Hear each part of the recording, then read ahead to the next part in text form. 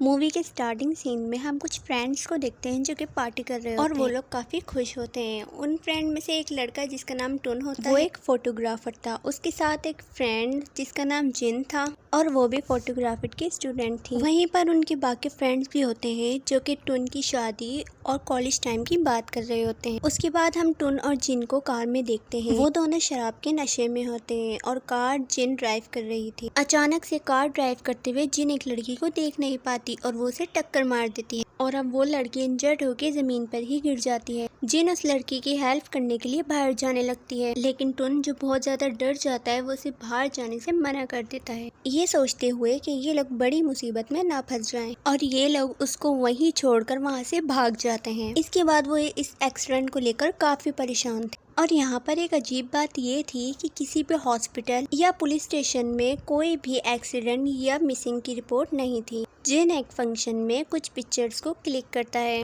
और जब वो उन पिक्चर्स को देखता है तो उसको अजीब सा व्हाइट कलर का शेडो और किसी लड़की का फेस नजर आता है। इस बात को कंफर्म करने के लिए वो ओरिजिनल और नेगेटिव पिक्चर्स को देखता है। एक सीनियर फोटोग्राफर भी इन पिक्चर्स को देखता है और वो देखता है कि क्या मैटर है। तब वो देखता है कि सारी नेगेटिव फोटो में भी वो व्हाइट शेडो और वो फेस है। इस बात को लेकर टुन और जिन दोनों काफी परेशान हो जाते हैं क्योंकि नॉर्मल बात नहीं थी। एक दिन जिन जब घर पे अकेली होती है तो उसे किसी की प्रेजेंस का एहसास होता है। जिन को पिक्चर डेवलप करने वाले रूम से एक लड़की दिखाई देती है जो कि बेसन वॉश से आहिस्ता आहिस्ता बाहर आ रही थी। जिन उसे देखकर डर जाती है और फिर फौरन होश में आ जाती है। उसके अलावा टुन को भी जिन के रूप में कोई लड़की दिखाई देती है जो असल में जिन नहीं थी बल्कि किसी का घोस्ट था। अब जब जिन सारी पिक्चर्स को देखती है तो वो समझ जाती है कि वो उसी लड़के का घोस्ट है जो उस रात एक्सीडेंट में मारी गई। और एक अजीब बात ये होती है कि उस एक्सीडेंट के बाद से ही टुन को बहुत ज्यादा नेक में पेन हो रही होती है, लेकिन उसे नहीं पता था कि ये क्या हो रहा है। टुन अपने आप को डॉक्टर को चेक करवाता है और वेट भी करवाता है। और यहाँ पर शॉक करने वाली बात ये होती है कि टुन का वेट उसके ओरिजिनल वेट से डबल आ रहा था, जो कि नर्स और टुन को सोचने पर मजबूर कर देता है। अब सुपरनैचुरल चीजों को जहन में रखते हुए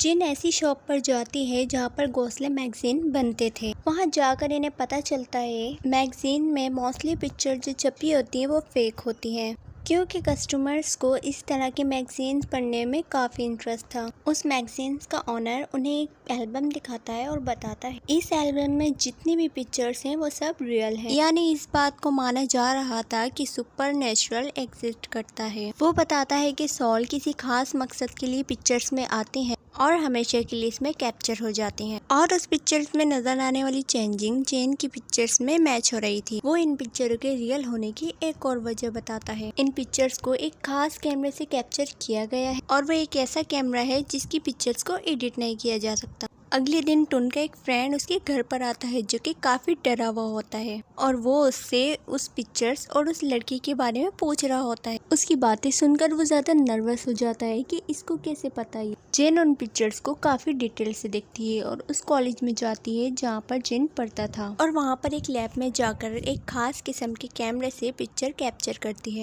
और पिक्चर में वही लड़की जिस रात उसका एक्सीडेंट हुआ था उसकी सॉल नजर आती है। ये देखकर जिन काफी डर जाती है और तभी उसको वहाँ पर किसी के प्रेजेंट का एहसास होता है। वो वहाँ से भागने लगती है तो तभी वहाँ पर एक पिक्चर नीचे गिर जाती है। जब वो पास जाकर चेक करती है तो वो एक लड़की की फोटो होती है। उस लड़की के बारे में मजीद जानने के लिए वो कॉलेज ग्रुप फोटो चेक करती है। उसे एक ऐसी फोटो मिलती है कि टुन उस लड़की के साथ खड़ा हुआ था। उस पिक्चर को जिन अपने पास रख लेती है। जिन टुन को ये पिक्चर दिखाते हुए इस बारे में पूछती है और टुन उसको सारी बात बता देता है। वो उसे बताता है कि उस लड़की का नाम नेट्री था और वो उसकी क्लास फेलो थी और वो दोनों एक दूसरे के साथ रह कर एक दूसरे को लाइक करने लगी। लेकिन टुन ने अचानक ही रिलेशनशिप खत्म करने के लिए कह दिया, जिस पर वो काफी दुखी हो गई और उसने अपनी नसें काट ली और टुन को धमकी दी कि अगर उसने उसे छोड़ा तो वो सुसाइड कर लेगी। और वो ये भी बताता है कि उसने ये सारी बातें अपने दोस्तों से भी शेयर की थी और उसके फ्रेंड ने उससे प्रॉमिस किया था कि नेट्रो ऐसा कुछ नहीं करेगी और वो उससे इस बात का बदला लेंगे। और बस उसी दिन से नेट्रे कॉलेज में नजर नहीं आई और ना कुछ उसका अता पता था और इस बारे में टुन भी कुछ नहीं जानता था। जिन टुन से पूछती है कि आखिर इस बात के पीछे कौन सी बात है कि नेट्री का घोस्ट उसे परेशान कर रहा है, उसके पीछे पड़ गया है। टुन एक अपने फ्रेंड के घर में जाता है। उसके घर का हाल बहुत खराब था और अचानक से वो अपने उसी फ्रेंड को नोटिस करता है जो कि सुसाइड कर रहा था, और देखते ही देखते वो उस बिल्डिंग से सुसाइड कर लेता है। उसकी वाइफ जिन से मिलती है और टुन से पूछती है कि आखिर तुम फ्रेंड के साथ ऐसा क्या हुआ है, या तुमने ऐसा क्या कर दिया कि सब के सब बिल्डिंग से कूद के सुसाइड कर रहे हैं। यानी मतलब साफ था, और वो बताती है कि टुन के सारे फ्रेंड ने एक एक करके बिल्डिंग से कूद के सुसाइड कर ली है। टुन बहुत ज्यादा डर जाता है और ये सोचने पर मजबूर हो जाता है कि अगला नंबर उसी का है। टुन और जिन नेट्री के घर पर जाते हैं और उसकी मदर से मिलते हैं, और उन दोनों को नेट्री के रूम में नेट्री का स्केलेटन मिलता है।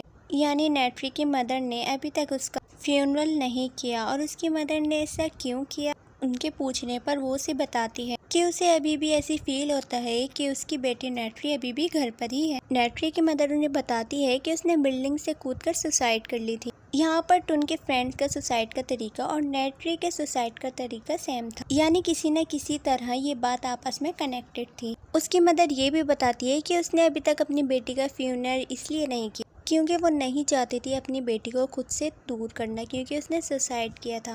वो दोनों नेट्री की मदर को काफ़ी समझाते हैं और काफ़ी इंसिस्ट करने के बाद वो मान जाती हैं और उसका फ्यूनरल कर दिया जाता है।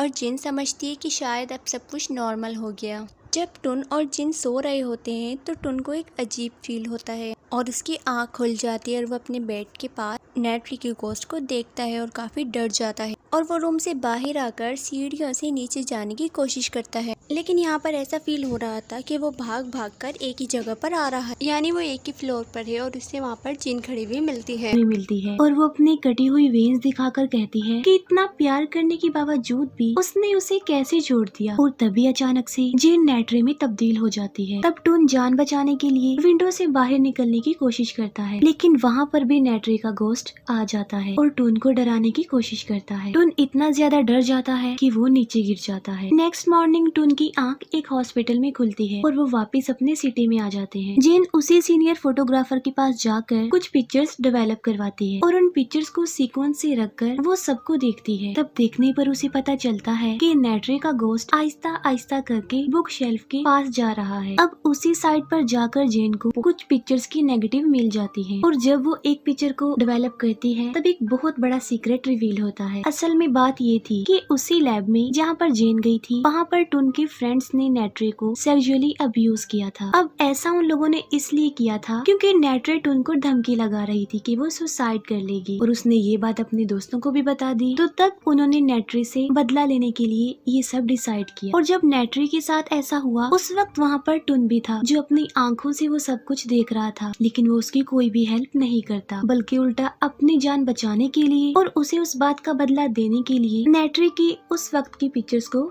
क्लिक किया और जो नेगेटिव जेन के हाथ लग गई थी वो इन्हीं पिक्चर्स की थी। अब हमें जो टुन का फ्रेंड दिखाया गया था जो उससे लड़की और पिक्चर्स के बारे में पूछ रहा था वो यही सब था। अब उस दिन के बाद से तो नेट्री ने सुसाइड कर लिया था, लेकिन वो अपना बदला लेने के लिए टुन के बाकी फ्रेंड्स के पीछे पड़ गई थी और नेट्री के डर से ही टुन के सारे फ्रेंड्स ने एक एक करके सुसाइड कर लिया। जेन काफी गुस्से में होती है और वो टुन से मजीद इस बारे में पूछती है और तब वो अपने इस गुनाह को कबूल करता है। वो कहता है कि उसने बहुत गलत किया और उसने आज तक अपनी इस गलती पर खुद को माफ नहीं किया और उसे इस बात का पछतावा भी है। लेकिन जेन उसकी कोई बात नहीं सुनती और उसे छोड़कर वहाँ से चली जाती है। टुन जो कि नेट्री की गोस्ट की वजह से अभी भी काफी डरा हुआ था और उसे लगता था कि वो अभी भी उसके आसपास ही है और ये सोचते हुए वो उसी कैमरा से सारे घर की पिक्चर्स क्लिक करता है और वो ये चेक करना चाहता था कि नेट्री इस वक्त कहाँ पर, लेकिन कैप्चर की गई किसी भी पिक्चर में उसे नेट्री नजर नहीं आती। तो वो गुस्से में अपना कैमरा फेंक देता है और तब एक पिक्चर कैप्चर हो जाती है और पिक्चर में देखता है तो वो काफी शॉक्ड हो जाता है। असल में नेट्री उसके कंधों पर ही बैठी हुई थी और गुस्से में आकर नेट्री टुन की आंखों पर हाथ रखकर उसकी आंखें बंद कर देती है। अब टुन को कुछ नजर नहीं आता तो वो इधर उधर चलते हुए बिल्डिंग से नीचे गिर जाता है। इसके बाद हम एक हॉस्पिटल में टुन को देखते हैं जो कि काफी इंजर्ड था और उसे बहुत ज्यादा बैंडेजेस लगी हुई थी और वो काफी सहमा हुआ था और उससे मिलने के लिए जेन वहाँ पर आती है और उसकी ऐसी हालत देखकर वो रोने लगती है और उससे मिलने के लिए वो अंदर आती है और ग्लास डोर के रिफ्लेक्शन में हमें नेट्री का गोस्ट फिर से नजर आता है जो अभी भी टुन के शोल्डर्स पर बैठा हुआ था और यहीं पर ये मूवी एंड हो जाती है।